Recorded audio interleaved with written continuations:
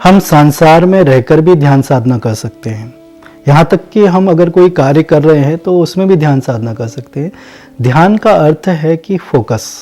आप अपने काम पे भी फोकस दे रहे हैं तो ये भी एक तरह से ध्यान है, लेकिन वो प्रॉपर ध्यान जो ऋषि मुनि लगाते थे उसकी बात यहाँ पर नहीं हो रही। ये वो ध्यान है कि जब आप और थॉट्स से हट करके सिर्फ एक ही अपने विजन पे आप दिन भर में कोई काम भी कर रहे हैं, तो आप चाहे भोजन कर रहे हैं, आपका पूरा ध्यान सिर्फ भोजन पे होना चाहिए, भोजन के स्वाद पे होना चाहिए, तो वो भी एक तरह से ध्यान होता है।